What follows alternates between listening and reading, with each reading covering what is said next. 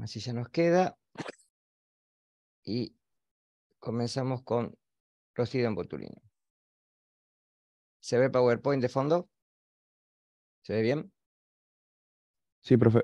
Bien. Bien, vamos a ver qué son los clostridios, ¿sí? Yo había comentado ya la clase pasada, no me acuerdo si en esta comisión o en la comisión del viernes, ¿sí? Que cuando hablé de microaerofilia, sí, lo mencioné acá, ¿sí? Pero que hay ciertas cepas, se me fue el video otra vez. Ahí está. Hay ciertas cepas de bacterias que son anaerobias estrictas. Esto implica que el oxígeno medioambiental les es letal, ¿sí? Un referente que a veces tenemos nosotros, ¿sí? Que no tiene que ver con alimentos, pero para que se den cuenta, es un pariente justamente de Clostridium botulinum, que es Clostridium tetani. Esta bacteria, que vive generalmente en la herrumbre, está en la tierra, igual que cualquier hasta germen que puede ser esporulado, tiene la condición de que si nosotros nos lastimamos con algo que está oxidado, generalmente, ¿sí? Nos clavamos, por ejemplo, un clavo con herrumbre, o nos cortamos con algo que tenga óxido, ¿sí? Estas bacterias generalmente están en el medio ambiente. Y lamentablemente viven en anaerobiosis, es decir, si el corte es profundo, por eso generalmente se aconseja desinfectar en una primera instancia con agua oxigenada. Esto lo que produce normalmente es una mayor cantidad de oxígeno, porque el peróxido de hidrógeno, que es el agua oxigenada, se descompone en agua y oxígeno, y el oxígeno les es letal, como una primera instancia para desinfección. Igualmente, ustedes recuerden que todos tenemos la vacuna antitetánica, justamente para esto, porque la infección que generalmente da Clostridium tetani es el tétanos, que es una infección en la cual esta bacteria produce la contracción muscular de los miembros y generalmente puede producir la muerte. Por eso hay que tratar inmediatamente al paciente. Y lo mismo pasa con Clostridium botulinum, ¿sí? El tipo de infección es distinta. Esta es una infección intestinal, pero la bacteria tiene la constitución de generar una toxina, es decir, acá vamos a ver que es una toxoinfección, ¿sí? Y también tiene el carácter, que vamos a ver después a lo último de la clase, de generar, es una intoxicación, de generar una toxoinfección en niños, en lactantes. Por eso generalmente a los chicos no se les da miel hasta el año de edad, porque como vimos, si esta bacteria puede vivir en la tierra, puede llegar perfectamente a la miel, ¿sí? Y de alguna manera también llegar al infante, con lo cual puede generar una toxoinfección, ¿sí? Lo que vamos a ver nosotros al principio, me rectifico con esto, es una intoxicación propiamente dicha, ¿sí? La intoxicación por Clostridium botulinum lo que genera es una toxina en el alimento que es termoestable, ese es el peligro, ¿sí? La bacteria es termoestable. La toxina es termosensible y en algunos autores reportan que se puede calentar, ¿sí?, el alimento y que no habría peligro. Yo recomiendo generalmente si encuentran, ahora vamos a ver ciertas condiciones en las latas que sean sospechosas, directamente descartarlo, ¿sí? Bien, comenzamos.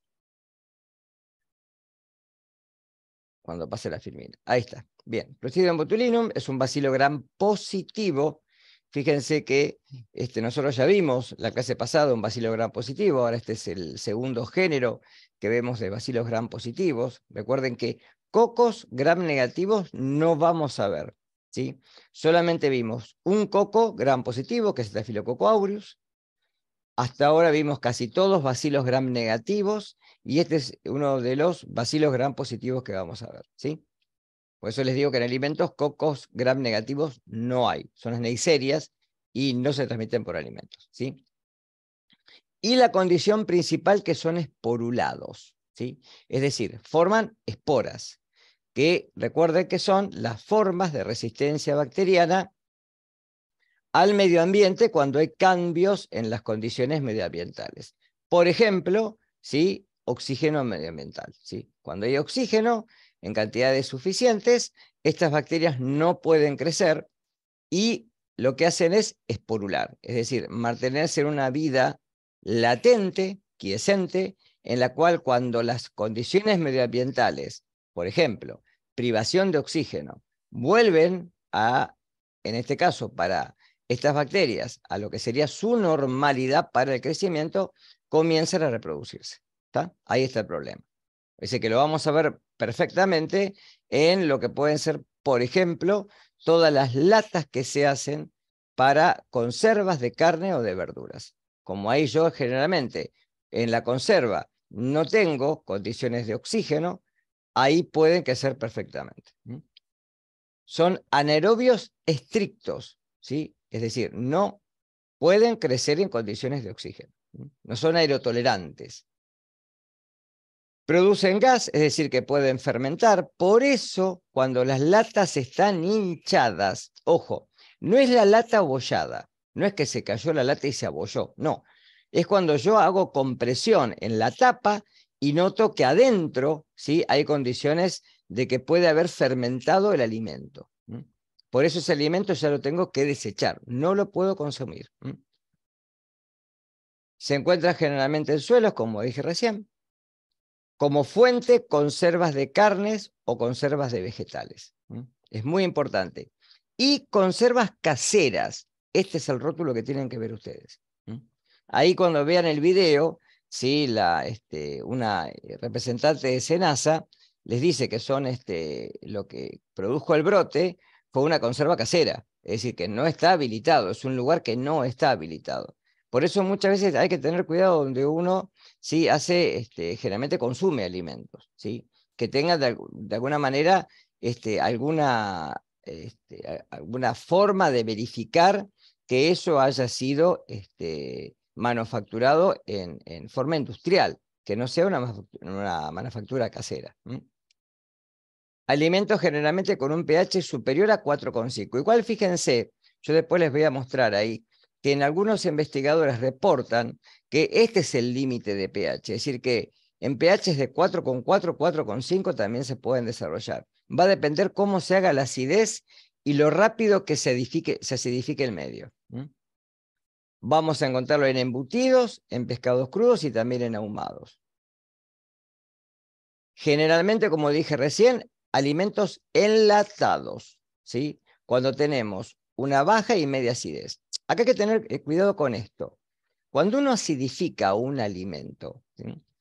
¿Qué pasa con el tipo de alimento? Cuando nosotros tenemos proteínas, es decir, conservas cárnicas, ¿qué ocurre? Ustedes recuerden que la carne, ¿sí?, está formada por, además de que pueda tener un contenido graso, es muy rica en proteínas.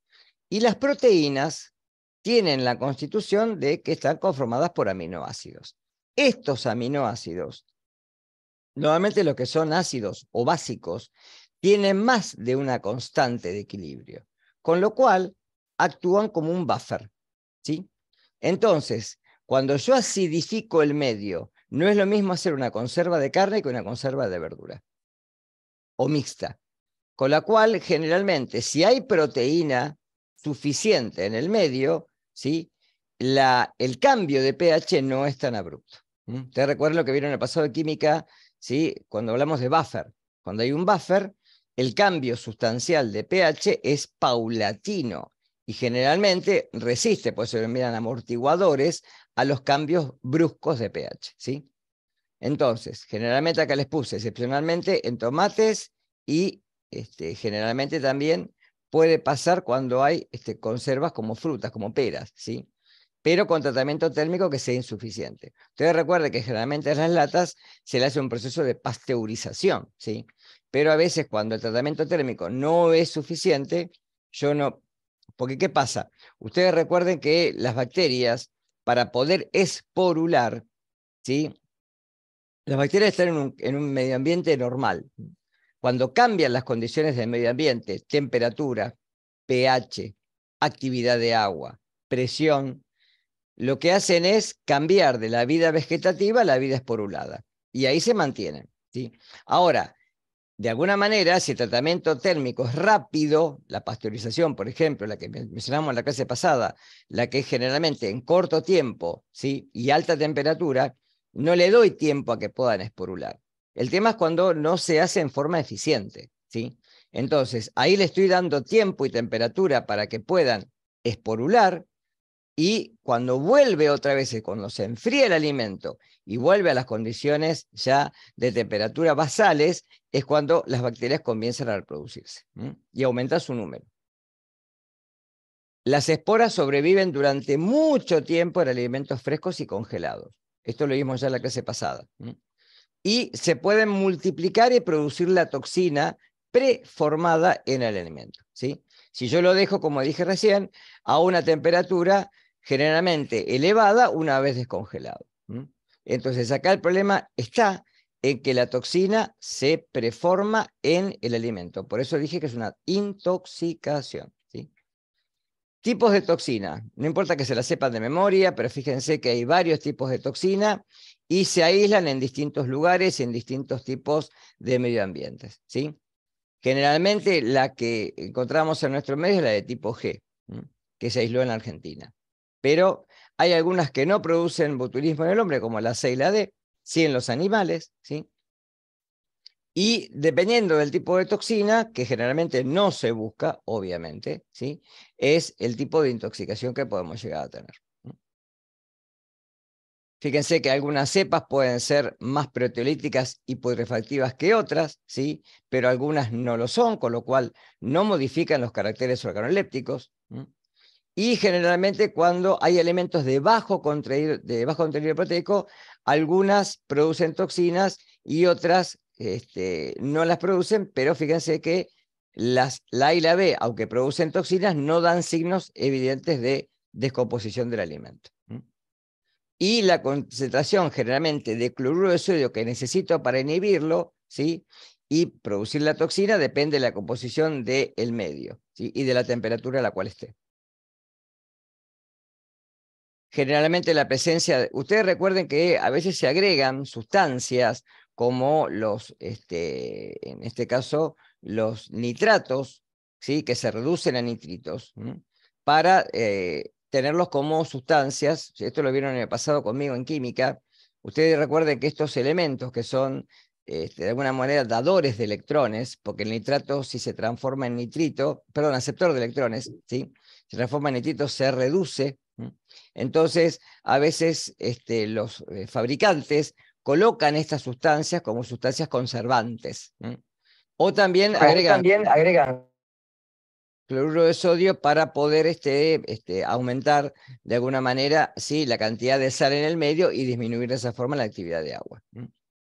Para inhibir generalmente la multiplicación en un medio apropiado, es necesario, fíjense, una concentración de sal de más del 8%. Se desarrolla bien a pHs cercanos a la neutralidad y por debajo de 4,5 generalmente es imposible generalmente el crecimiento, ¿sí? Pero fíjense que lo que les dije recién, es mayor el riesgo en los alimentos de pH elevado, productos cárnicos, y menor el pH cuando son de pH un poco más bajo, conservas de verduras. Lo que acabo de decir recién en relación al sistema buffer que pueden tener las proteínas. Y acá está lo que les dije hoy. Se demostró que hay cepas que son capaces de demostrarse a pH que son iguales a 4,5. Esto obviamente ustedes recuerden, a ver, hay una cosa que es cierta. Cuando uno estudia un poco el desarrollo de los microorganismos a nivel evolutivo, ¿sí?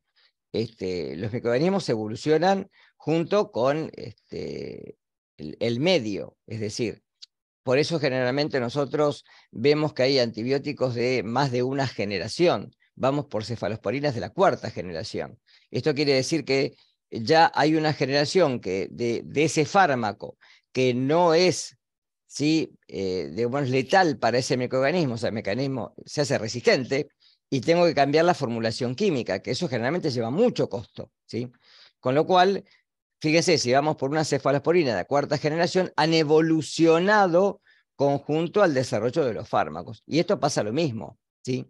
De alguna manera, en algún momento, desarrollan resistencia independientemente de los tratamientos que podamos hacer en los alimentos para poder eliminar, ¿sí?, esta carga microbiana que de alguna manera no es, totalmente incapaz de poder el hombre, ¿sí?, de poder defenderse contra este tipo de toxinas, ¿sí? Si no, ya tendríamos una antitoxina ¿sí?, en sangre que evitaría, ¿sí?, la enfermedad con estos alimentos, y sin embargo no existe. El pH mínimo, que es el momento en el cual se produce la multiplicación, depende del tipo de elemento y de la temperatura, y también tiene mucho que ver con el desarrollo y germinación de las esporas.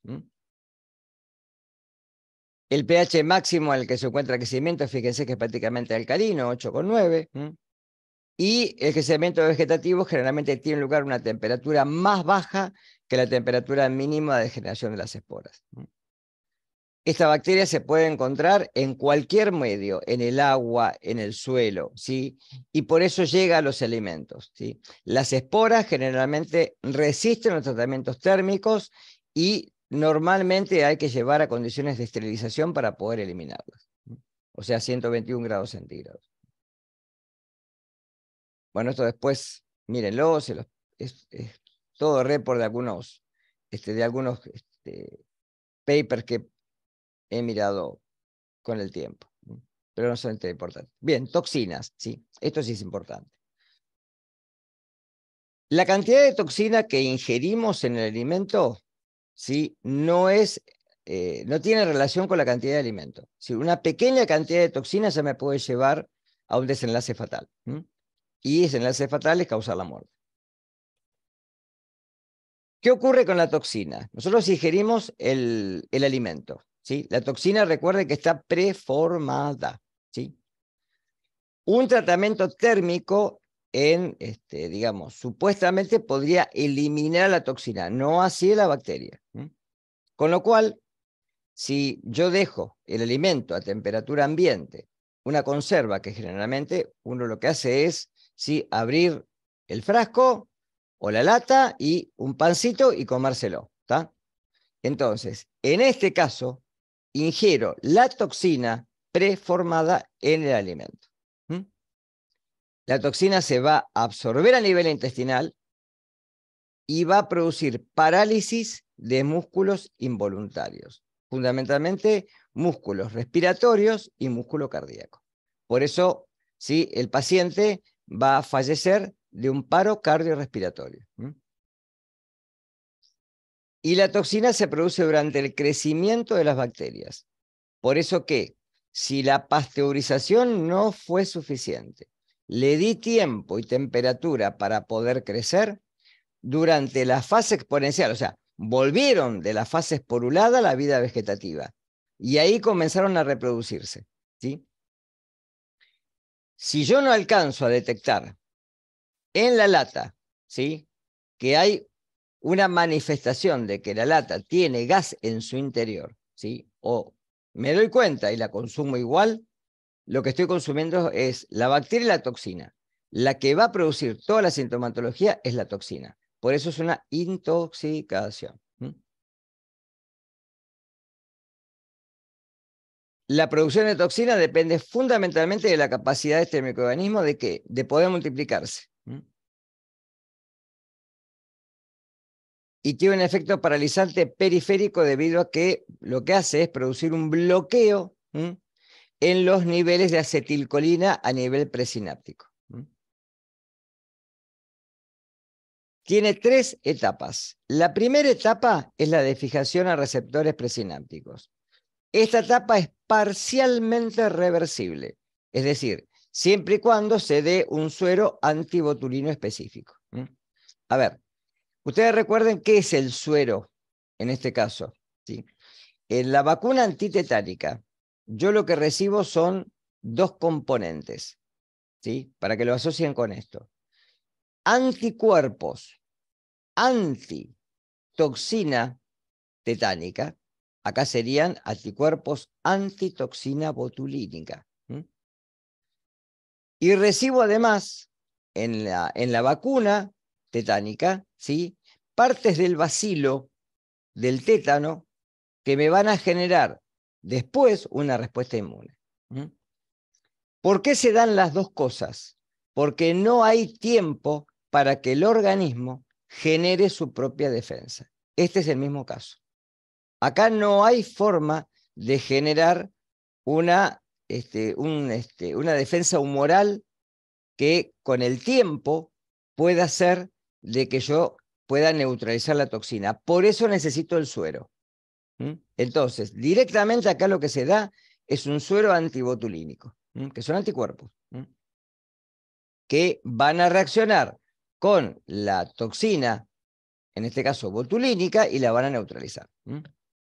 La segunda etapa, es decir, si no hay tratamiento, ¿sí?, eficiente y a tiempo, la toxina se trasloca, pasa a través de la membrana neuronal, se internaliza y generalmente esta etapa ya no es reversible. La etapa lítica de parálisis va a afectar fundamentalmente a la estructura de la neurona, ¿sí? Y esto hace de que generalmente haya una acción bien de nivel proteolítico sobre las estructuras que están relacionadas con la liberación de acetilcolina. Esto va a producir, acá lo ven, esta es la sinapsis normal, y esta sería generalmente una sinapsis donde la toxina botulínica hizo efecto. Fíjense qué pasa con las fibras musculares, donde se produce una parálisis flácida, donde no hay generalmente, ¿sí?, o falta la contractura muscular. Imagínense qué ocurre, si esto ocurre a nivel respiratorio, ¿sí?, los músculos que están afectados al componente de la ventilación pulmonar directamente ya no van a poder hacerlo. La toxina es estable a pH ácido, es termolábil, es lo que les dije hoy. El tratamiento térmico generalmente depende del tipo de microorganismo, generalmente 80 grados, 10 minutos. ¿Sí? Los alimentos generalmente que son muy ácidos y con bajo contenido proteico pueden no ser modificados, pero pueden ser tóxicos. Y generalmente las cepas que son no proteolíticas producen menos alteraciones que las cepas proteolíticas. Fíjense que la toxina persiste en el alimento donde todo se almacena a baja temperatura. Como síntomas, generalmente son rápidos, ¿sí? De 2 a 24 a 36 horas. Y hay parálisis ocular, generalmente visión doble, sequedad en la boca, problemas en la deglución y en el aula. Fíjense que son todos síntomas neurálgicos. Puede haber constipación y puede haber retención urinaria, fatigas, mareos, náuseas, vómitos, parálisis ocular. Y luego directamente lo que les dije hoy, ¿sí? Hay parálisis de músculos respiratorios, puede haber pérdida de la conciencia, fundamentalmente porque hay menos cantidad de oxígeno que llega al cerebro, y luego termina con un paro cardiorrespiratorio. De 3 a 6 días, fíjense que el paciente puede fallecer. Bueno, ahí cuando vean el video van a ver que hay 3 casos de fallecimiento por estos casos de botulismo en Argentina. Es eso. Bien. La otra versión, botulismo infantil. Esto ya prácticamente es menos frecuente de ver, ¿sí? Es una infección, es decir, lo que se ingiere son las bacterias, ¿sí? Se ingieren las esporas, de ahí el tema de la miel. Las esporas van a germinar, se multiplican en el intestino y ahí generan la toxina. O sea que es una infección y luego una toxoinfección porque genera una toxina intestinal. Acá está, se da con el consumo de miel.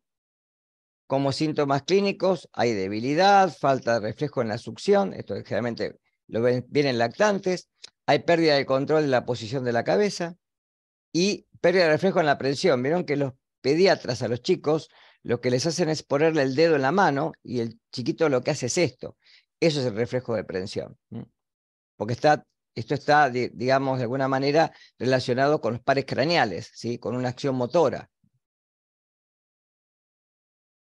¿Qué condiciones tenemos para que haya un brote? Primero, un alimento enlatado, u otro alimento, como en el caso de la miel que vimos recién. Que las esporas puedan germinar y que además sean capaces de multiplicarse. Que sobrevivan en el alimento, ¿sí?, a un tratamiento térmico que sea insuficiente y que de alguna manera de ahí puedan volver a la vida vegetativa cuando las condiciones de temperatura volvieron a la normalidad. Y de alguna manera cuando se les permita germinar y poder generar la toxina en el alimento. Cocción del alimento es suficiente para inactivar la toxina. Yo recomiendo que directamente la lata la desechen. Ingestión del alimento que contenga la toxina y como medida de prevención, tratamiento térmico adecuado de los productos enlatados. Rechazo de latas que tengan, ¿sí?, la sospecha de que puedan tener gas en su interior.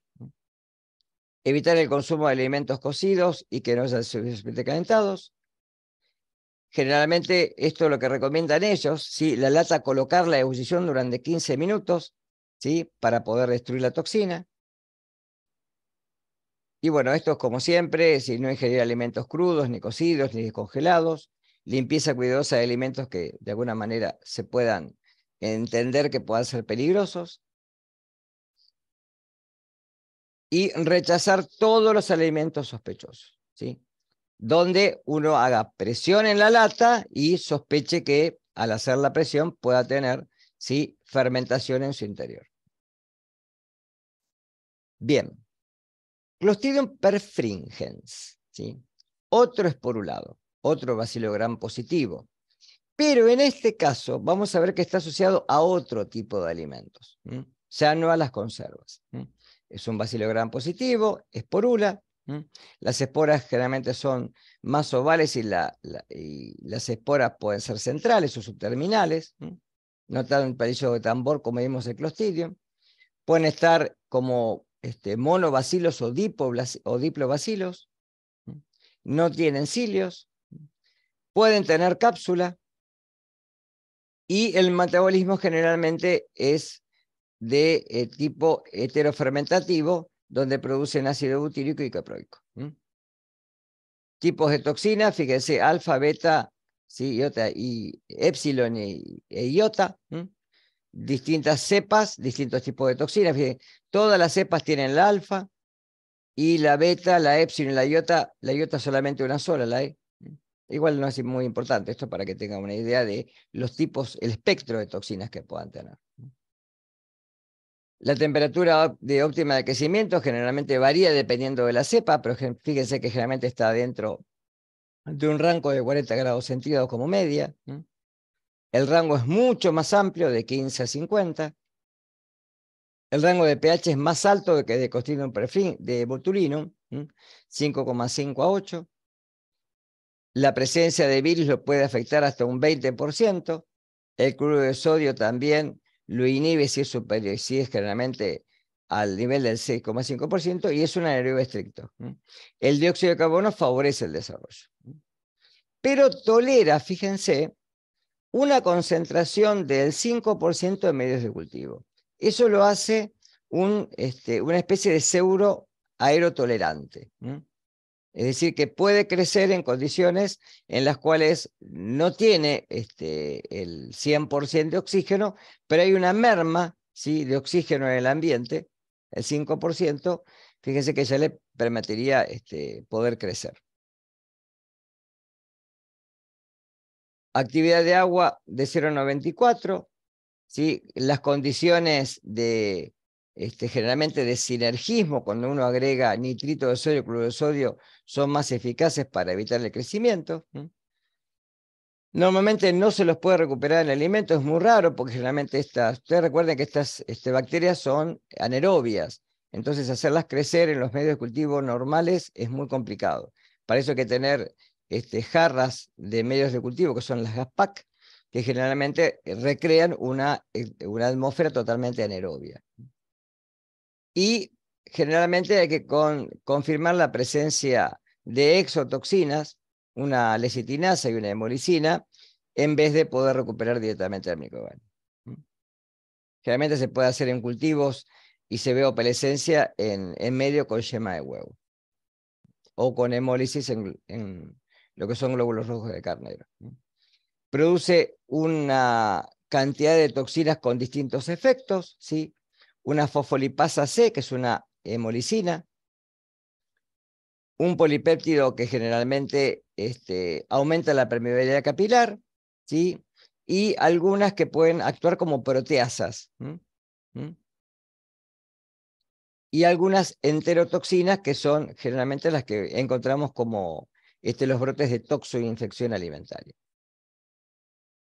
las células que vamos a ingerir son las células que están en el alimento, es decir, se ingieren un gran número de células vegetativas.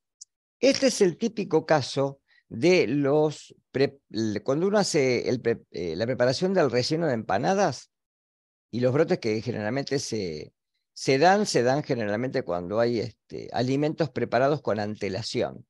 Por ejemplo, se hace un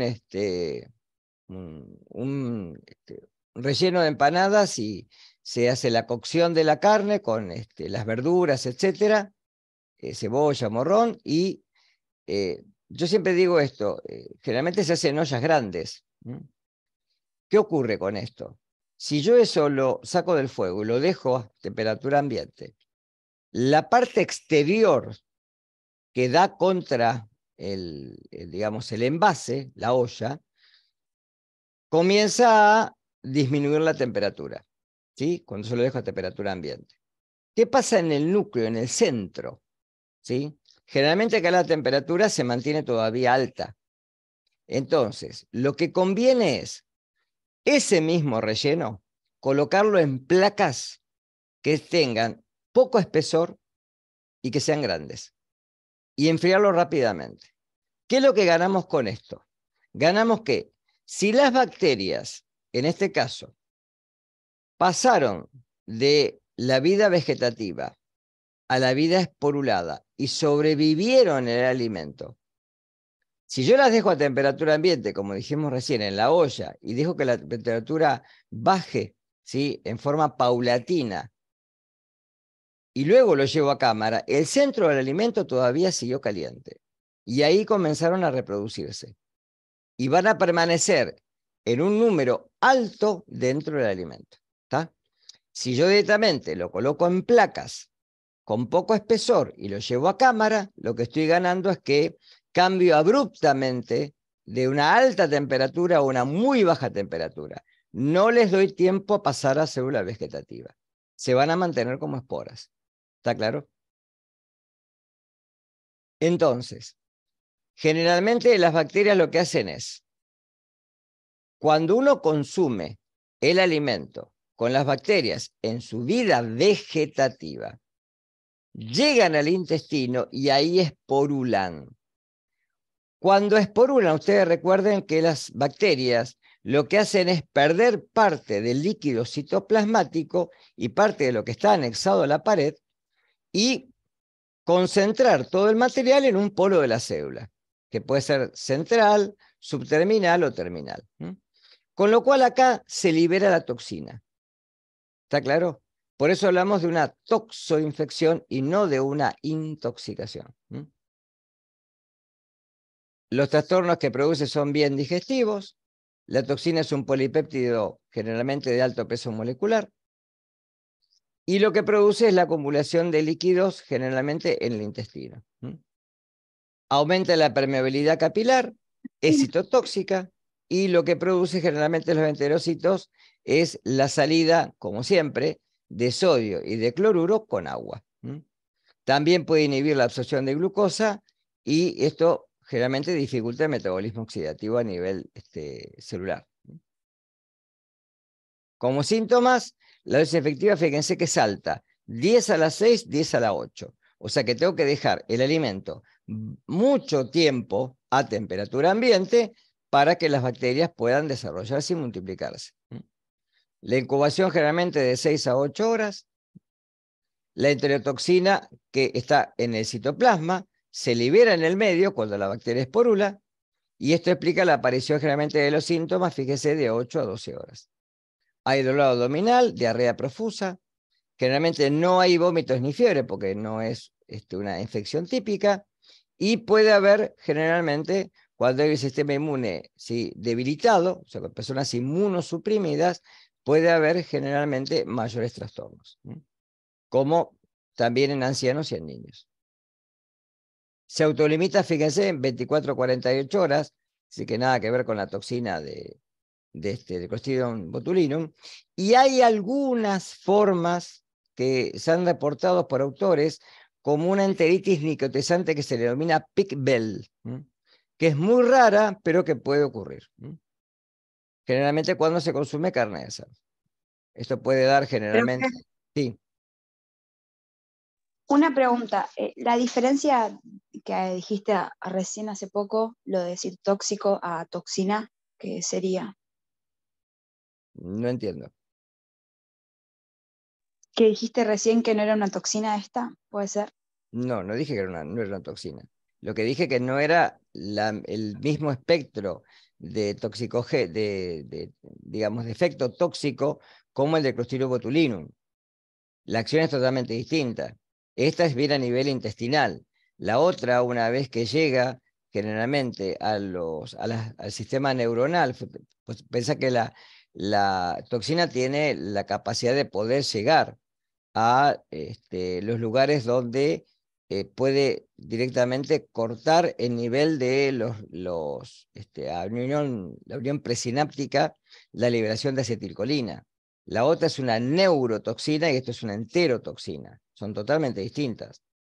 Esta con la Clostridium botulinum. ¿Sí? Los dos son clostridios, pero fíjense la diferencia entre una y otra, ¿no? ¿Estamos? Ah, está bien, gracias. ¿Está? Esta, la forma de Pick-Bell, que es una forma muy rara, ¿sí? Puede tener generalmente consecuencias, pero fíjense que siempre puede gangrenar porciones del intestino. O sea, es bien de acción intestinal.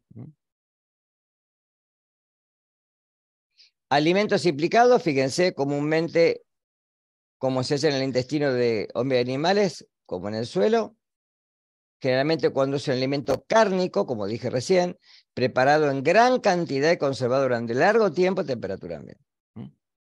Por eso siempre recomiendo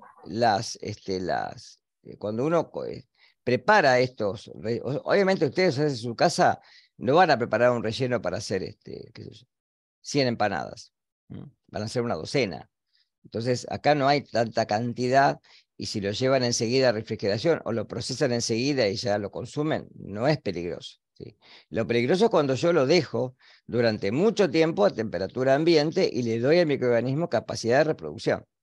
Fíjese que la dosis infectiva es alta, entonces le tengo que dar condición para que se pueda dar un brote. No es tan sencillo.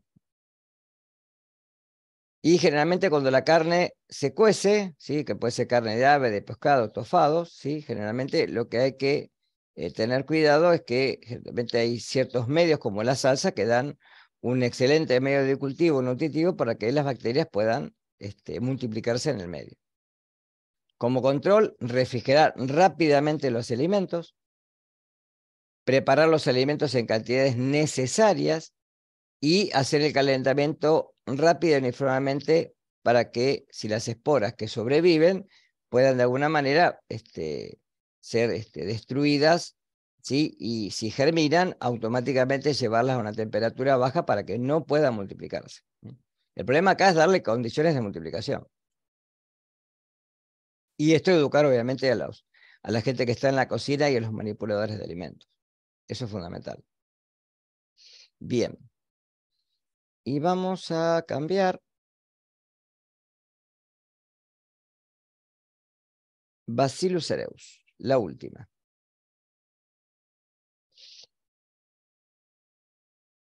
Esta bacteria va a dar dos tipos de síndromes, ¿sí? Vamos a ver un síndrome emético y un síndrome diarreico. Recuerden, cuando uno dice síndrome, habla de conjunto de síntomas, ¿sí? Que dan una característica específica para que uno, fíjense, si yo digo síndrome emético, estamos hablando de vómitos, ¿sí? O sea que vamos a hablar de una intoxicación.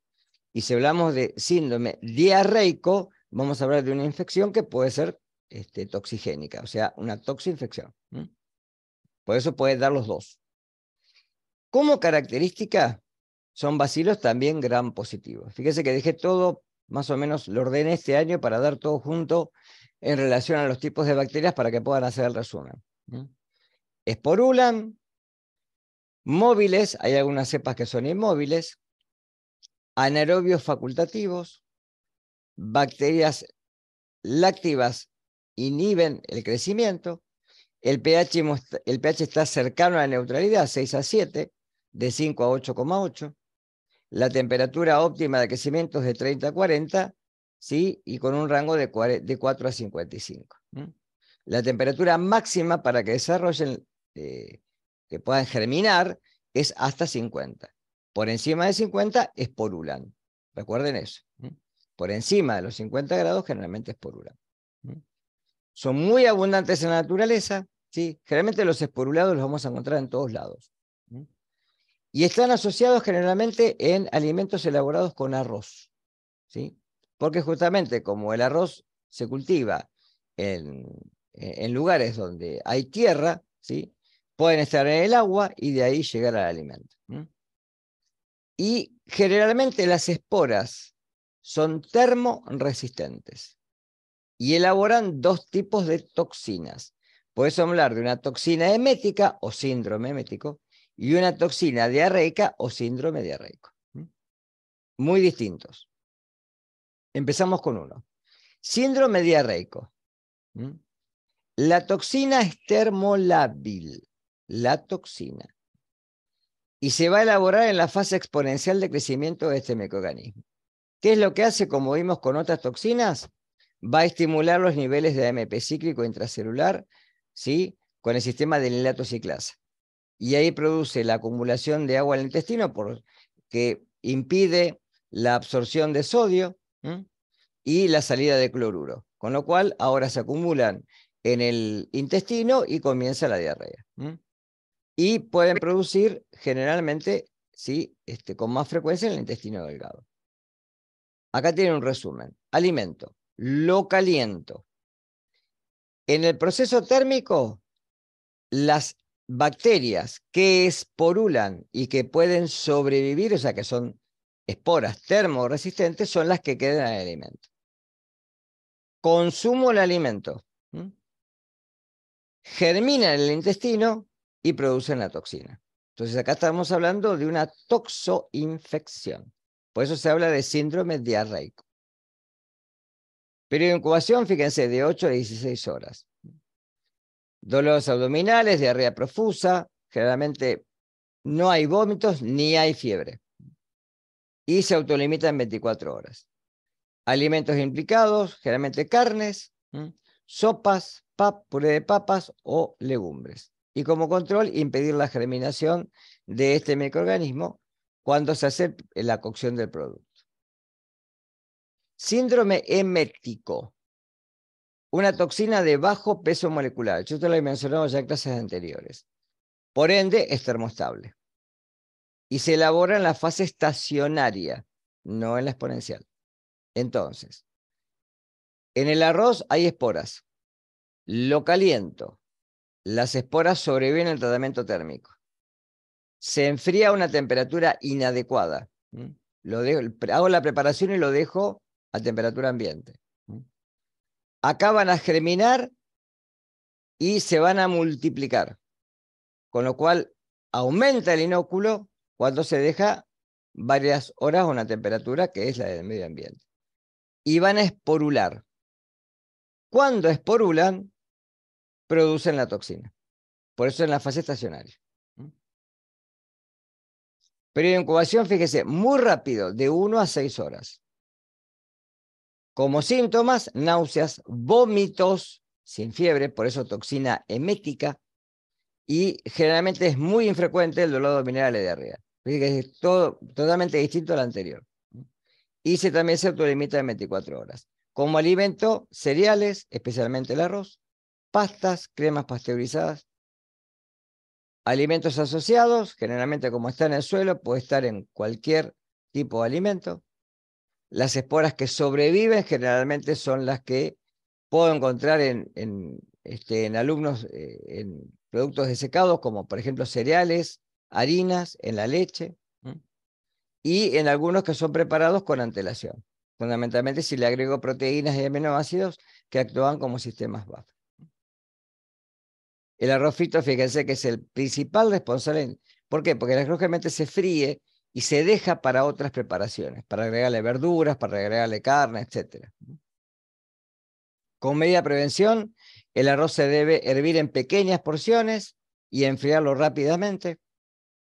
Y después de hervirlo, se debe conservar una temperatura que no sea menor de 65 o enfriarlo rápidamente después de la cocción. El arroz cocido frito no debe almacenarse y generalmente no agregarle huevo porque el huevo generalmente, sí, el huevo batido sí tiene una mayor cantidad de proteína que el huevo líquido. Y generalmente la germinación de las esporas se puede evitar si yo refrigero rápidamente por debajo de los 8 grados centígrados. Profe, Sí. o sea que no se tendría que consumir el arroz caliente, caliente. En realidad vos lo que tenés que hacer es, si no lo vas a consumir, no es consumir si no lo vas a consumir en el momento, refrigerarlo rápidamente. El problema es cuando uno hierve arroz, por ejemplo, ¿sí? Y lo dejas en la misma, en el mismo elemento, en la olla o en donde lo herviste, lo dejas ahí que la temperatura baje sola. Lo colás, por ejemplo, para sacarle el agua y lo dejas en un recipiente. Eso hace que disminuya la temperatura y acá puedes generar, ¿sí?, un síndrome o el otro. En realidad no hay una forma de determinar de las cepas de Bacillus cereus cuáles pueden producir una u otra. Va a depender mucho del alimento y del tipo de cepa con la cual uno cuenta en ese momento. Pero es una bacteria tan difundida en el medio que puede estar en cualquier lado. ¿Está? O sea, que lo que se recomienda es o mantenerlo por encima de 65 o por debajo de 8. Si lo puedes tener más bajo, todavía mejor. Ah, está bien, porque yo hay veces que hacía y hacía eso, lo guardaba en un recipiente, digamos, en la heladera, no lo frizaba No, para el si lo otro día guardas en la comer. heladera no pasa nada, ¿sí? Lo tenés que guardar en la heladera, generalmente en recipientes. Uno generalmente lo que tiene que hacer es guardar porciones, ¿sí? No guardar hervís, por ejemplo, qué sé yo, no sé, 4 tazas de arroz, haces un montón de arroz. Ahora, si vos esto lo refrigerás, es lo que te dije yo recién. En la parte externa del alimento se va a enfriar rápidamente, en el centro no. Entonces, ahí le estás dando condición para que el microorganismo pueda proliferar. Entonces, lo que conviene es o guardarlo en ¿sí?, pequeños envases, o si no directamente, ¿sí?, en lugares en donde el espesor del elemento en el que lo guardas, una fuente, por ejemplo, no le dé condición para que el núcleo, el centro del alimento, ¿sí?, se enfríe más lentamente, que se enfríe parejo, de forma homogénea. ¿Está claro? Está bien. Bien. Entonces, como riesgo, altos recuentos de microorganismos, la toxina ya preformada en el síndrome emético. Como control, evitar la germinación de esporas, prevenir la multiplicación en alimentos que son cocidos, como dije recién. Y acá tienen una tablita que resume las dos. El tipo de toxina, fíjense que en la toxina de Areca es una proteína de alto peso molecular y la toxina emética es una toxina de bajo peso molecular. Sí, ¿preguntaron algo? ¿Podrías pasar a la filmina anterior, por favor? ¿Está? Sí, Sí, gracias. sí, bien. La estabilidad, fíjense que esta es menos estable que esta. Esta es mucho más estable, obviamente, porque es un péptido. Distintas condiciones de pH, distintas condiciones de sensibilidad a ciertas proteasas, etc. Acá tienen las dos para poder tener después un cuadro comparativo. ¿Está? Bien, hasta acá.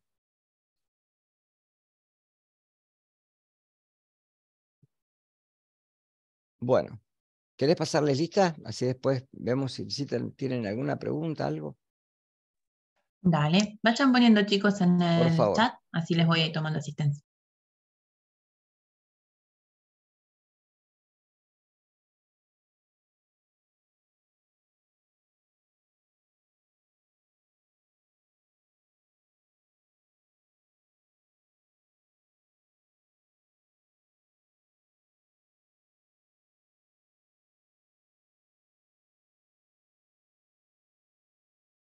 Ahí estoy, ¿eh?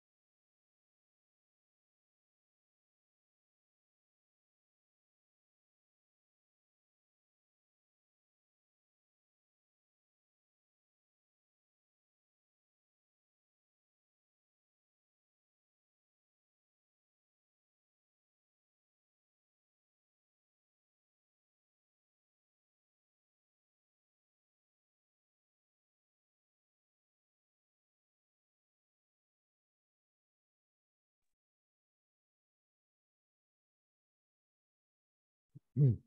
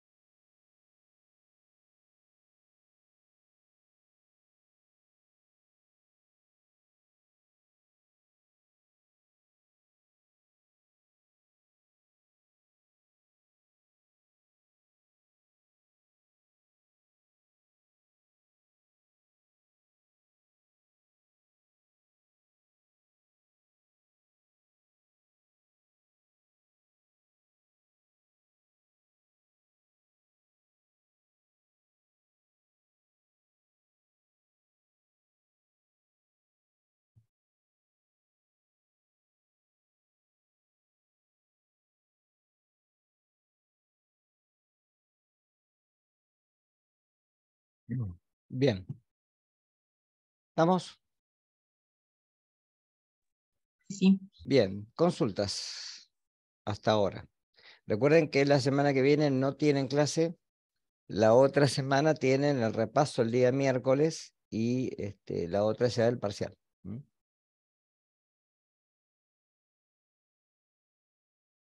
Así que bueno, escucho preguntas. De bueno, todo lo que vimos hasta ahora, ¿no?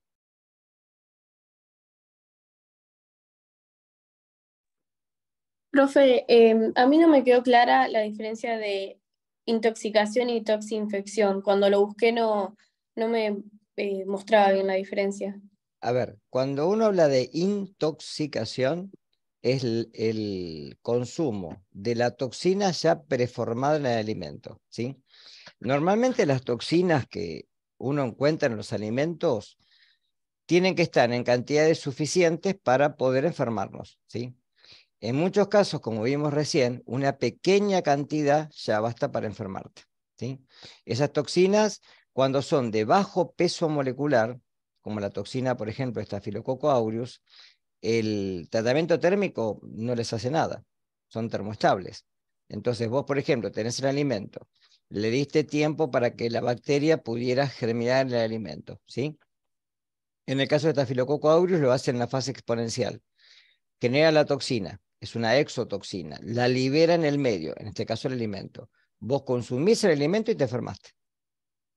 Y normalmente la sintomatología es rápida, en horas. Y el síntoma principal generalmente es la emesis, son vómitos. Es una intoxicación. Cuando uno habla de una infección o una toxoinfección, ¿sí? Una infección es siempre cuando uno tiene el ingreso de bacterias vivas, ya sean esporuladas o no, en este caso en el intestino, ¿sí? Pues hablamos de todo lo que entra por vía intestinal. Todas van a producir gastroenteritis. Hay algunas que producen fiebre, otras no. Ahora, cuando hay implicada una toxina, ya no es solamente una infección. Hablas de una toxoinfección. Es decir, todas las toxoinfecciones son infecciones. Todas. Por eso se alejan de las intoxicaciones en tiempo.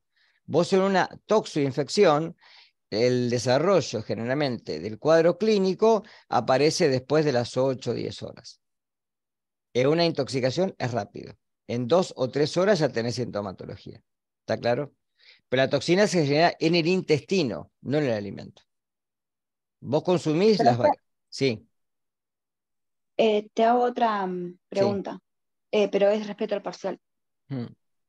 Em, ¿Puede ser que en el cronograma diga como que el 29 es el de práctica de Mm, mayo? ¿De práctica? Sí, parcial de práctica o no. No, que yo sepa, no. A ver, para. Me fijo. Igual el cronograma. A ver, para que lo veo. ¿Tenemos parcial de práctica ahora? No, si no estuvieron en práctica todavía, ¿cómo va a tener parcial? Semana de finales. No, 21 de mayo está en gris. Ah, está bien. Claro, yo me lo imprimí en blanco y negro. No, está en gris. No, pero está en gris. Igual te va a parecer oscuro ahí. Está tapado eso. El 29. 29 y 30 no hay nada. Y el 31 tienen el primer parcial. Ustedes. Los chicos de la comisión 1 lo tienen el 2, que es viernes. Y después sí en el segundo cuatrimestre hay de práctica, ¿no?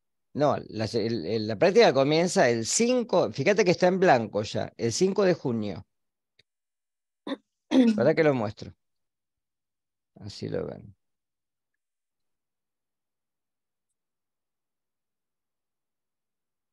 Ahí lo tenés. El 29 está en gris. No hay nada acá. El 30 tampoco, porque todavía siguen el miércoles. ¿Sí? Ahora, después cuando pasamos a la otra semana, después del parcial, el día 5 tiene la práctica la comisión 2. Y el día a las 6 tiene, que es martes, la práctica la comisión 3. Si vos te fijas el 7, que es miércoles, ya no tienen clase. Claro, nosotros tendríamos, va la comisión 2, Los lunes, temprano, ¿no? El lunes, De mañana. a las 7:15, sí. Creo que está puesto a las 7:15, si no Bien, me gracias. equivoco. Igual seguramente la semana que viene, que es semana de revisión, seguramente Verónica se va a sumar como para ya avisarles, ¿sí? ¿Y el parcial es presencial o no? El presencial, el primer parcial regulatorio, no, acá en plataforma. Recuerden que para el parcial tienen que tener tanto los micrófonos como los videos habilitados, ¿está? Como se Bien. tomaban los finales igual, ¿está? Van a tener un tiempo para rendirlo, no sé, depende, no lo hice todavía. Depende del número de preguntas y se corrige solo prácticamente. No sé cómo lo voy a hacer todavía, ¿está? No sé después, Verónica, cómo va a ser el parcial de la práctica, pero calculo que va a ser de la misma manera. ¿Sí? ¿Estamos?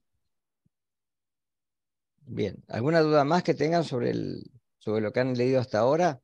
Igual recuerden que, bueno, la semana que viene, no, la otra tienen la clase de revisión. Yo ahí aconsejo siempre hacer los resúmenes. Esa última pregunta que estaba en el cuestionario, ese otro ítem que estaba en el cuestionario era para justamente que hagan los resúmenes. ¿Sí? Con completar el cuadro que estaba ahí en el cuestionario, ¿está bien para saber lo de las bacterias? Sí, yo lo que recomiendo siempre a las bacterias es tal vez no agregar tanto. Los PowerPoint tienen mucha información, porque como no hay libro de la asignatura, generalmente para que tengan ustedes mayor información de lo que uno puede rescatar, más lo que tienen los papers.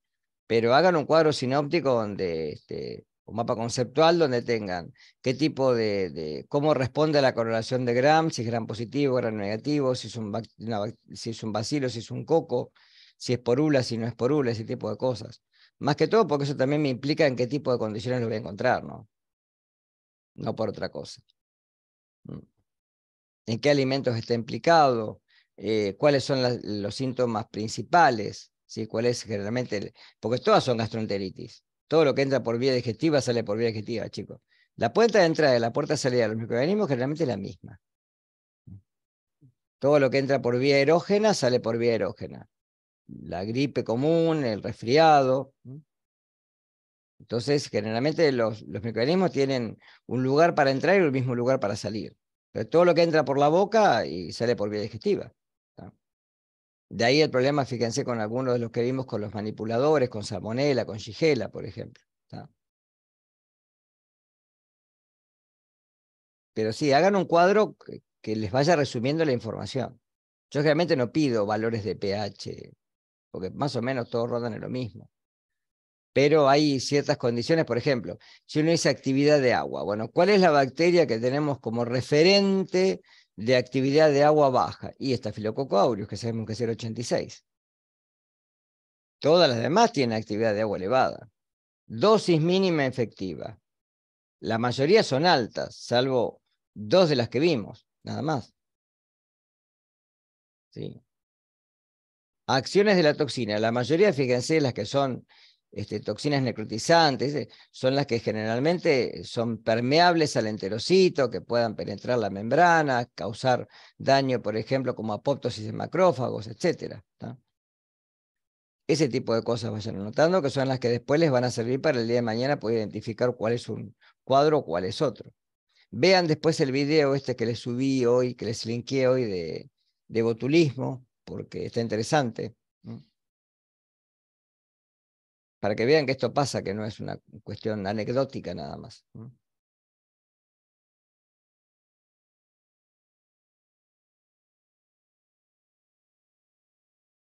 ¿Sí? No sé si Ángeles querés agregar algo. No, simplemente que el cuadro está bastante completo y que por ahí hagan hincapié en la parte de los alimentos implicados, las formas de prevención, que en general son las mismas, pero tienen diferencias entre cada uno de los microorganismos. Que se fijen en esas cosas, que por ahí es lo que resume las condiciones en las cuales van a encontrar cada uno. Claro.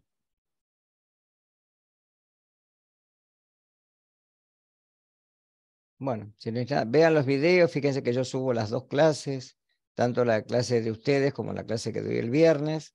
Y bueno, más o menos con eso, yo creo que con eso, los papers y lo que les dejo en los PowerPoint tienen material suficiente como para estudiar, ¿no? ¿Sí?